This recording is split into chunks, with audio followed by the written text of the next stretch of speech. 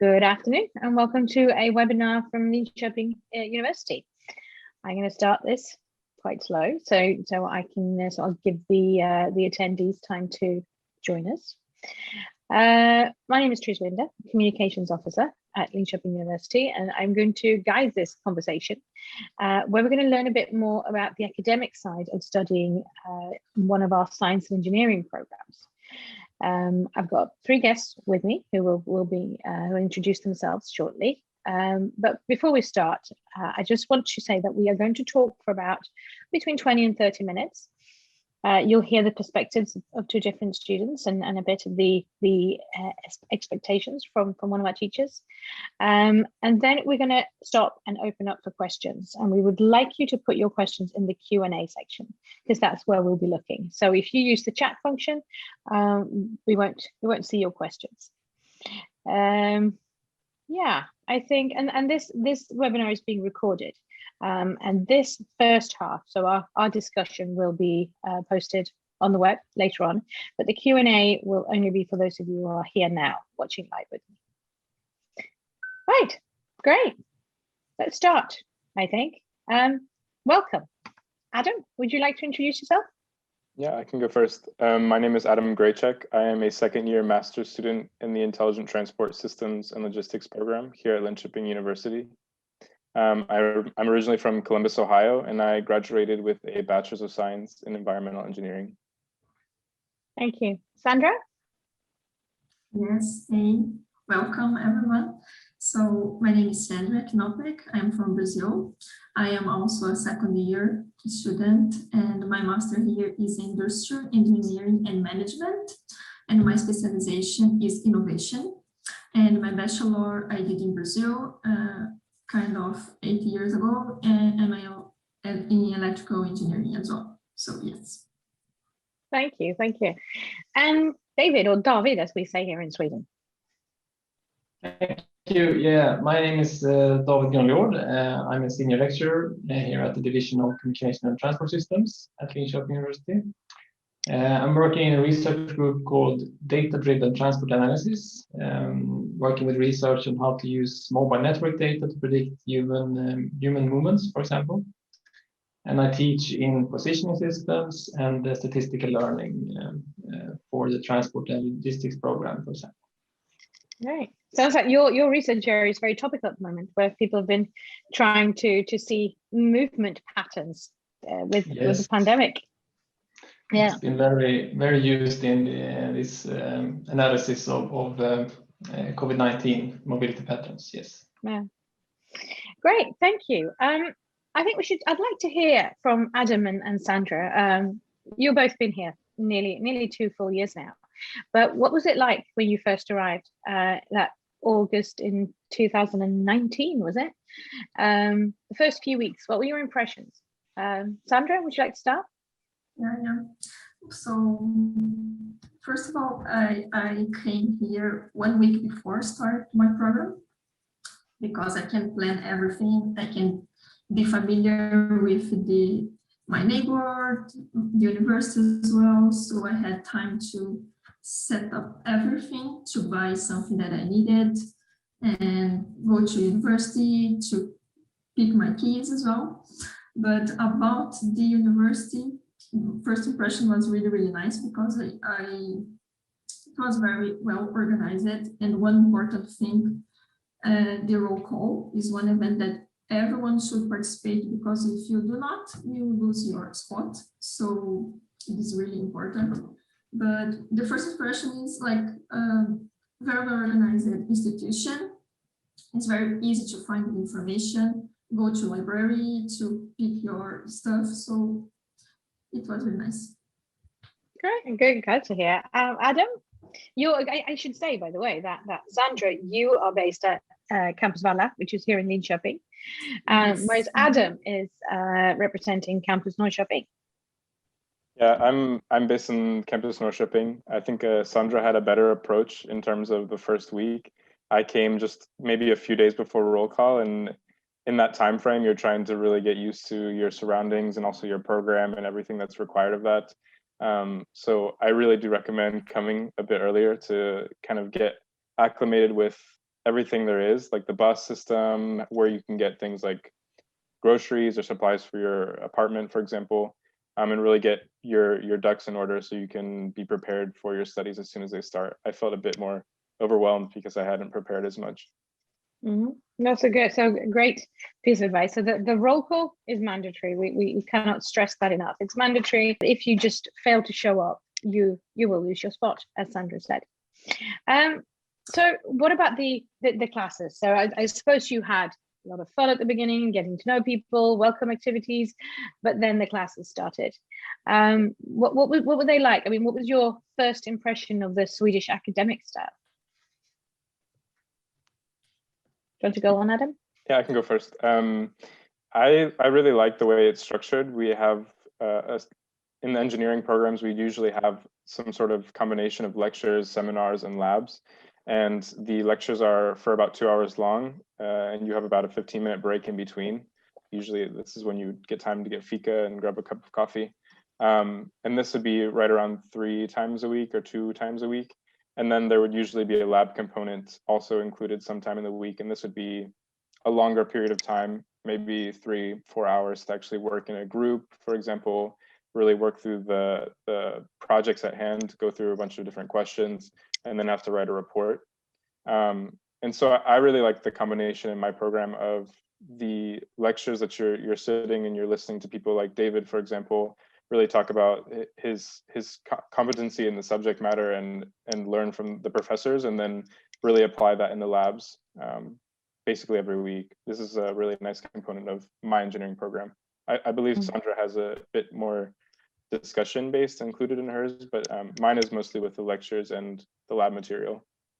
Okay. Yeah, Sandra, because you have an element of management as well. Yes. In your program.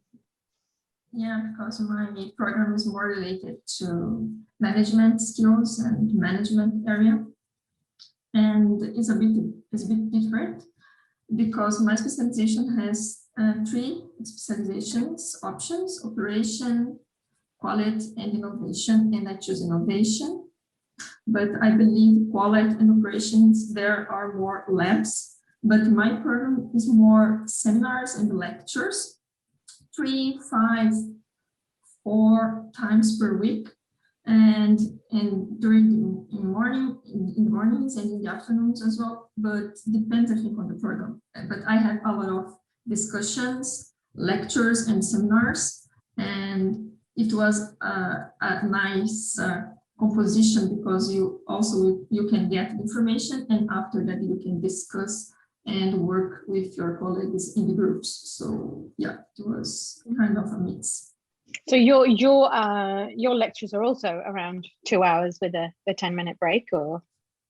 Exactly, yes, 2 hours and 15 minutes break. Yes, sometimes you start at 8 when it was in person on campus, but yeah, and online as well. And sometimes it starts 10, sometimes 13, 1 p.m. or 15. Yeah, it was quite hard, not so often that I had lectures 5 or during the evenings, but some labs, when I did one course specifically in quality specialization, I had one lab at night, but the majority of the courses were in the morning or in the afternoon. And what was different compared to your previous studies in Brazil?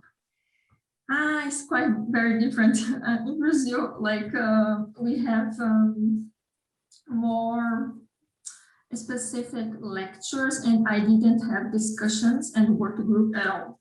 It's just lectures, and you have exercises like a to-do list, and after that you have some exams. And the lectures, it's not like we're not like here just 2 months. It's almost 5 or 6 courses during one semester. And here we have 5 courses, but 2 or 3 in the first period and more 2 or 3 in the last period during the semester. In Brazil, we have everything together at the same time. And in the end, we have a big exam. And here we have different times to get the exam, to take the exam. We have 3 chances, and it's quite impressive. So yeah, in Brazil we have just once, and if you not pass, you need to do after 1 year again. And here we have 2 chances to do it. So yeah, if I compare this part, is a bit easier, or we have more chance at least. How about you, Adam? How is it compared to studying in the US? I would say it's very similar to how Sandra described. We would still have labs in our course components, but most of it was actually the lecture content. And then there would be some sort of testing upon how much knowledge you could build from your lectures, memorizing different things or learning different like math equations, for example, and really testing that in exams at the end of the year. The big difference with the examination in Sweden is, as Sandra mentioned, you have multiple times to really retake the exam if you don't get a grade that you like, or if you failed the test altogether. In the US, that was very different. If you failed the test, it would be part of your overall larger grade in the class. And it wasn't considered as something that was separate. If you got a bad enough grade on a test that sank your course grade, then you would have to retake the course altogether. So that's very different here. You don't have to retake courses necessarily. It's more if you get a bad grade on a test, you can retake a test 2 or 3 times, I think, 3, until you pass it. And that's really nice to really have that sort of redemption for getting the bad grade in the first place. So what are the different types of exams? In the US, we would have like midterms and final exams, and here it's pretty much a final exam for some courses. Other courses are project based, so that would be your final grade. I'm working on some sort of larger project with group members, and then maybe a few other smaller grades in between. But it's either usually project based or exam based here in Sweden. And Sandra, is that the same for you? I have multiple types of exams. I have real exams, like when you need to study and go and to the specific room to do the exam, or now it's online. But I also have projects, seminars that you are also evaluated, and also a project work group that you need to deliver. Like it's still small, but it's still a project in the end. So yeah, multiple types of exams. So it's different, yeah. And then David, from the teacher's perspective, how would you? What's your best kind of piece of advice for students to succeed with their exams so that they pass the first time? Well, that's the golden question, I think. But of course, there are a number of things to take into account. I think one thing is that you work by yourself in between the scheduled sessions. So only even if the technical faculty, we have more scheduled sessions than in the philosophical faculty, but still there's a lot of time in between that you need to work with the material. And that can also depend. Later in programs, you typically have less scheduled sessions, but you still have a lot of work to do in between, working more with project-based courses, for example.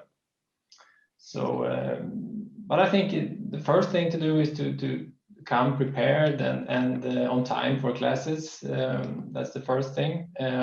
And then taking responsibility of reading the material so that you can prepare for what you need to do. And then outside the classes, work with the material on your own. And I think that one difference compared to some other universities or countries with different cultures is that we work a lot in Sweden with active learning, which means that the students should work with the material to build your own understanding of the topic related to what you have learned before. All students have different backgrounds, so that's something that understanding you have to make on your own. And there is actually one analogy that I like a lot, and that's the orchestra. Comparing the teaching with an orchestra, So there's one leader or conductor of the orchestra, which is in the courses I have, it's me. But when just by having the leader being active, nothing happens around, right? There's no sound, but the magic stuff starts when the orchestra starts playing and being active. So that's a key component in teaching at the university. So that's important to work on material on your own. I've heard this from others, the difference in, I mean, one, the active part where you're expected to not just sit back, listen to the lecturer and then repeat kind of what you've been told, but also working in groups with others where you have to rely on others for your own success. How have you found this compared to, I mean, I think this is quite uniquely Swedish. How have you found that, Adam? I mean, in the US, we would have group work as well, but it wasn't emphasized in the same way here. I would say it's almost, in my program, group work is as equal to individual work in terms of the amount of hours and the amount of grade you receive for different aspects. I really think that group work is essential for the programs here. Yeah, I agree. And it's quite different because when I arrived here, I need to get used to work in groups. And now I'm doing my master thesis alone. So I need to come back to how to learn how to do by myself everything.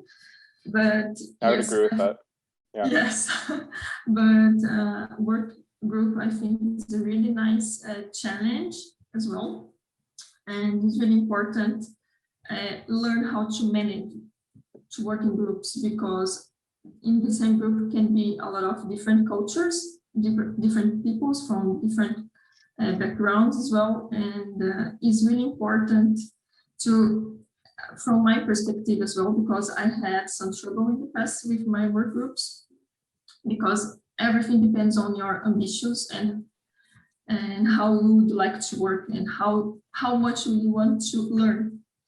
And I always try to get some kind of group contract, or at least have an agreement with everyone in the group to work in the same direction, or to achieve the same object, the same purpose in the end. Like if you want grade 3, 4, or 5, or A, B, C, it's good to have the same understanding and to be in the same page, and then you can develop even more in the work group as well. Mm-hmm. Yeah, and how, I mean, David, you've in your teaching, does this, is this your picture as well? Is it difficult to get new students to understand this dynamics and to kind of realize that everybody has to participate at an equal level? Just because you're in a group doesn't mean that it's easy, because that somebody else is kind of pulling you along. David? No, I think that it's quite clear, and I seldom see it as a problem in my projects. And I think there are two types of project work. One is you get specific, the assessment is maybe a project report or solve some kind of larger assignment together. And that's of course one type of project, but there's also a lot of work where you work together to explain to each other, work with exercises together, and this kind of collaboration is also quite important for the learning process. But it's not a major problem. But of course, we as teachers have our methods to identify if students are not contributing to a project and so on. But I will not reveal all of those today. Maybe your trade secrets. Yeah.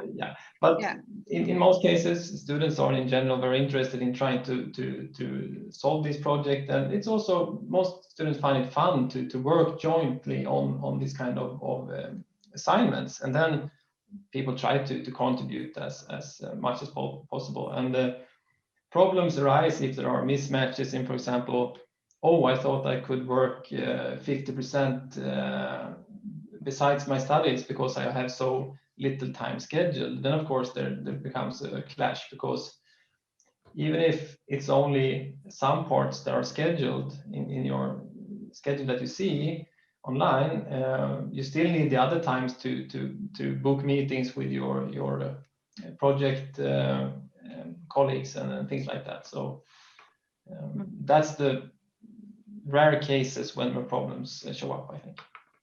Yeah. So it's kind of, even though it doesn't look like you'll be very busy sometimes, depending on your schedule, it is really important that you realize that what you see scheduled isn't all of it. There's a lot more. How have you, have you got any tips on how to manage this kind of own responsibility, for example, Sandra? In work group, do you mean? Sorry, yeah, the extra, extra. No, the extra. Yeah, the studies. Yeah, exactly. So you have the schedule time, but then the discipline or setting up some kind of your own schedule, or how to manage the fact that you are not, you're expected to independently learn and actively. So everything is about balance, because besides your studies, you also need to go to the grocery, you should do your laundry, you should cook, you should at least breathe some fresh air. But I, from the beginning, I try to have like a schedule and what I should deliver every week, so I can have like a big overview, which one is you get most from me, like which one I need to put more effort. So then I like have a schedule to, okay, I will spend this time of amount in this subject, and this one that is easier for me, maybe a little bit less, and I try to have everything in balance during the week to at least enjoy a bit in the weekends. But for me, I for sure can say that I study much more than 40 hours per week. And also in the beginning, I got some advice and help from my student advisor, and she helped me how I can manage these kind of things a little bit better, and to have everything and finish everything on time. And she helped me as well. I can make a comment as well. I think that's quite important to try to schedule this, and also schedule the rest part, so you don't. And even if the Swedish semester at the technical faculty is divided into 2 parts, so it's only 10 weeks each, it still gets very, very busy in the end of these 10 weeks. So a good recommendation is to try to start early, even if there's not so much material in the beginning of the course. You still have to work with it early, because then it offloads a little bit at the end of these 10 weeks when you have maybe multiple exams, and then there's also a project that you have to report and things like that. So even if I think that this division of the semester into 2 weeks helps, it's still, you need to be very active in the beginning of the courses as well, in order to avoid this overload at the end of the periods. And there are, I should mention, study counselors who can help you with their advice on and how to set this up, because I think you're raising a really important point, that you don't leave it till last minute, because there will be too much.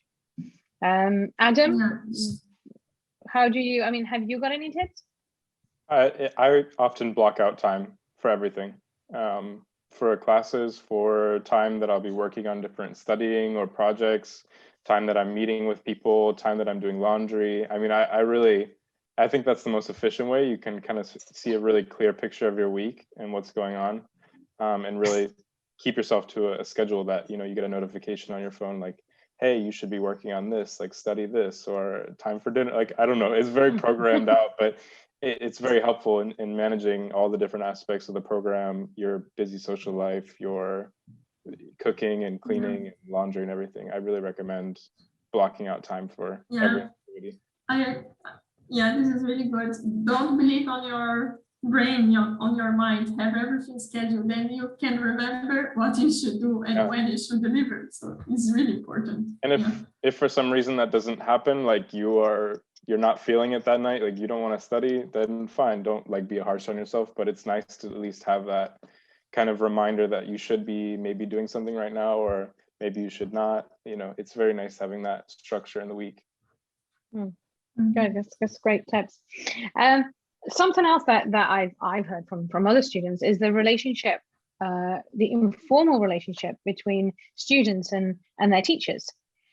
And I think this is, you know, we don't do Mr. or Ms. or Mrs. You know, we do first names. So I mean, how was that different? I mean, how did you? Was that a bit of a hurdle to overcome when you came here, or Sandra? No, because in Brazil we don't ask the teachers with this first name. In United States, I think it's just with the surname as well.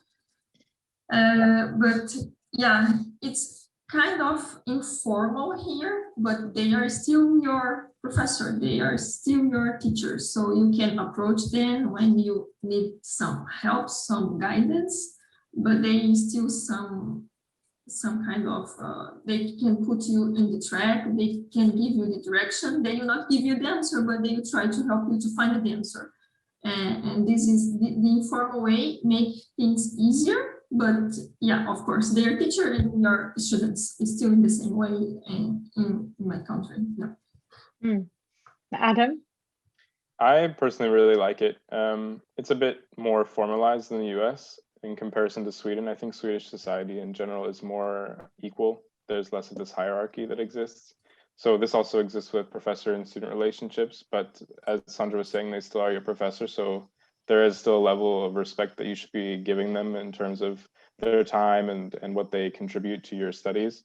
But I think the really nice thing about this sort of relationship is you can build better communication with your professors and even find out what they're working on. Maybe it's something that's interesting to your field or your background and you'd like to learn more. It's a very nice relationship to really get to know more and discover more in your specific field, for example. And David, what's your perspective on the I suppose on the surface very, very informal culture? Yeah, I mean, being a course examiner in Sweden, that's an exercise of public authority. So it's a very formal task that you have. But also, I mean, we together with the students have a common goal, and that goal is to learn as much as possible about this course topic. And this also requires cooperation. And I think Swedish lecturers in general, they don't worry so much about, you know, titles and how people address them, but it's more on I mean, still it's the same. You have to be polite and all that stuff, but it's not as formal as in many other countries, perhaps. But the requirements are still the same, that you have or maybe even higher, that you have a higher responsibility on your own to actually contribute to learning. It's not that you only get told what, okay, this is good, but you also have to process this on your own and take responsibility for actually understanding what we talk about and contribute to discussion, for example, in seminars and things like that. Mm-hmm. And no, I met several hundred students, international students over the years, and I've never had any problem with one being too, you know, friendly or something like that. But I think that might be the other possibility that people don't come to me because that you don't see. So it's typically not a problem. So it's interesting. So we have this informal. The one thing I would like to highlight is the importance of being on time. Because I think in Sweden that is more important than in many other countries. I agree. Yeah. We're going to open up for some questions, but I would like Adam and Sandra to kind of, one of the best things of studying here, the academic side, but also what has been the biggest challenge? Sandra. Yeah, the biggest thing that I really like is this kind of informal way that you have the freedom to meet new people from different backgrounds, because the atmosphere, the environment is very international, so you can learn from different perspectives, from different backgrounds, and this really makes me really happy, because when I come here, this is my first intention. I want to get some international experience, and it's really impressive. The university is really well organized. The high quality of the courses is impressive as well. And the challenge, yes, adapt to the weather.